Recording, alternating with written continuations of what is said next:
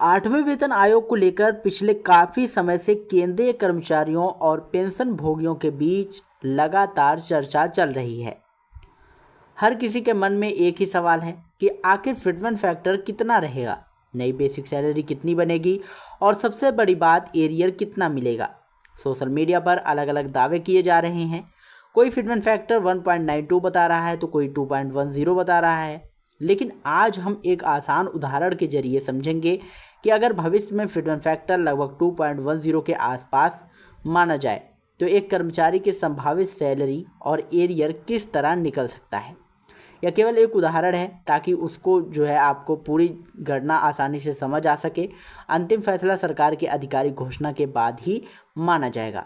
तो जब भी नया वेतन आयोग लागू होता है तो कर्मचारियों को सबसे पहले अपनी नई बेसिक सैलरी दिखाई देती है। कई लोगों को उस समय ऐसा लगता है कि सैलरी में बहुत ज़्यादा बढ़ोतरी नहीं हुई है, लेकिन असली फ़ायदा बाद में मिलने वाले एरियर में होता है। यही वह रकम होती है जिसका इंतज़ार हर कर्मचारी करता है। इसलिए ज़रूरी है कि पहले यह समझा जाए कि एरियर निकलता कैसे है। तो मान लीजिए किसी कर्मचारी की मौजूदा बेसिक सैलरी 18,000 रुपये है। पुराने वेतन आयोग के अनुसार उसे महंगाई भत्ता मिलता रहा है। अगर नए वेतन आयोग को प्रभावी तिथि 1 जनवरी 2026 मानी जाए तो सबसे पहले जनवरी 2026 से लेकर उसके लागू होने तक पुराने वेतन आयोग के अनुसार मिली कुल राशि निकाली जाएगी। उसके बाद उसी अवधि की नई सैलरी 8वें वेतन आयोग के संभावित फिटमेंट फैक्टर के अनुसार निकाली जाएगी। दोनों के बीच का अंतर ही संभावित एरियर होगा। अब अगर 2.10 का फिटमेंट फैक्टर मान लिया जाए तो 18,000 रुपये की बेसिक सैलरी लगभग बढ़कर 37,800 रुपये हो जाती है। नया वेतन आयोग लागू होने के बाद महंगाई भत्ता शून्य से शुरू होगा। पहले 6 महीने केवल नई बेसिक सैलरी मिलेगी। उसके बाद यदि महंगाई भत्ता 3% बढ़ता है तो वह नई बेसिक पर जोड़ा जाएगा। अगले 6 महीने में कुल 6% और फिर अगले 6 महीने में 9% भत्ता जोड़कर वेतन की गणना होगी। इसी तरह 2 वर्षों का हिसाब तैयार किया जाता है। जब इस पूरी अवधि में पुराने वेतन आयोग के अनुसार मिली राशि और नए वेतन आयोग के अनुसार मिलने वाली राशि की तुलना की जाती है तो एक एकड़ अंतर दिखाई देता है। उदाहरण के तौर पर 18,000 रुपये की बेसिक सैलरी वाले कर्मचारियों के लिए संभावित एरियर लगभग 2.37 लाख रुपए के आसपास निकल सकता है। यह केवल एक उदाहरण है। वास्तविक एरियर कर्मचारी की बेसिक सैलरी, पे लेवल, प्रमोशन, भत्ता और सरकार द्वारा तय अंतिम फिटमेंट फैक्टर पर निर्भर करेगा। कई कर्मचारी यह भी जानना चाहते हैं कि क्या सरकार पूरा एरियर एक साथ देगी या किस्तों में। तो इस समय इस बारे में कोई आधिकारिक घोषणा नहीं की गई है।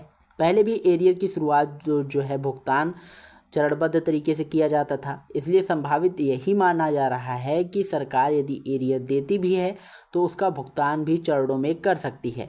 इसलिए इसका अंतिम निर्णय सरकार ही करेगी।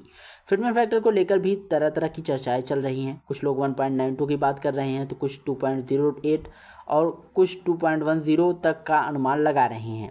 लेकिन जब तक सरकार की ओर से आधिकारिक अधिसूचना जारी नहीं होती तब तक किसी भी आंकड़े को अंतिम नहीं माना जा सकता।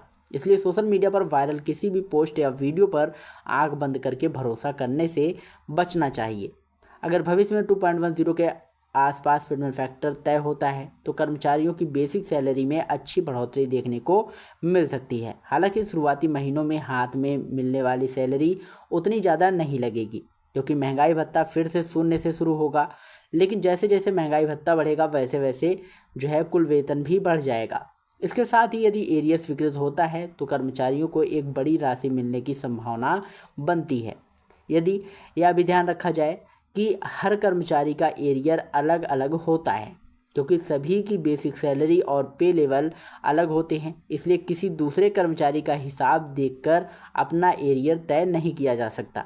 यही गणना हमेशा आपकी वर्तमान बेसिक सैलरी और संबंधित पे लेवल के आधार पर ही होगी।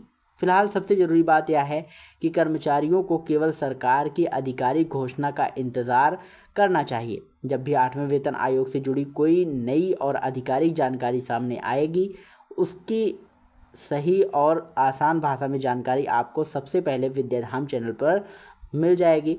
अगर आपका इससे रिलेटेड कोई भी क्वेश्चन हो तो कमेंट बॉक्स में ज़रूर बताइएगा। मिलते हैं नई वीडियो में नई अपडेट के साथ। तब तक के लिए जय हिंद, जय भारत।